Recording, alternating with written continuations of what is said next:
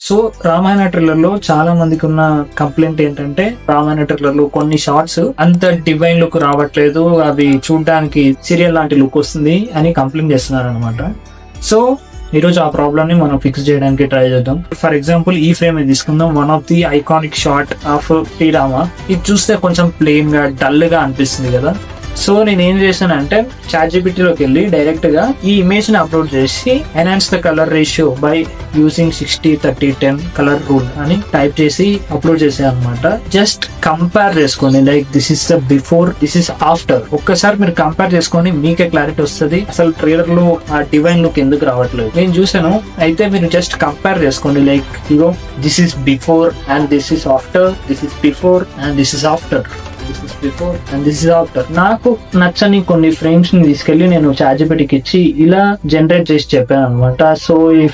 So ఈ colour grading ఎలా అనిపించింది? మీరు ఎప్పుడైనా ఒక వీడియోని గుర్తుపెట్టుకోండి, మీరు ఎవరైనా కంటెంట్ క్రియేటర్స్ అయితే 60-30-10 కలర్ రేషియో వాడండి మీ వీడియోలో. మీ వీడియోస్ అనేవి బాగా వైబ్రెంట్ గా, మరి మీ వీడియోస్ మంచి ఆస్థెటిక్ గా అండ్ డివైన్ లుక్ లో కనిపిస్తాయి అనమాట. రామాయణ ట్రైలర్ లో ఉన్న బిగ్గెస్ట్ ప్రాబ్లం ఏంటంటే కలర్ గ్రేడింగ్ అనమాట. ఫ్రేమ్ కి మధ్యలో మనకి ఒక ఫ్రేమ్ లో మనకి డివైన్ ఎనర్జీతో ఫ్రేమ్ కనిపిస్తే, ఇంకొక ఫ్రేమ్ లో మనకి సీరియల్ లాంటి కలర్ గ్రేడింగ్ అంటే కనిపిస్తుంది అనమాట. సో ఒకవేళ ఈ వీడియో అనిపించింది వెంటనే మన ఛానల్ ని సబ్స్క్రైబ్ చేసుకోండి. నేను జనరేట్ చేసిన ఇమేజెస్ కి 1 నుంచి 10 మధ్యలో రేటింగ్ ఇవ్వండి. చూద్దాం ఇవి ఎంత బాగున్నాయో, అసలు బాగాలేవా, నాకు కూడా ఐడియా వస్తుంది.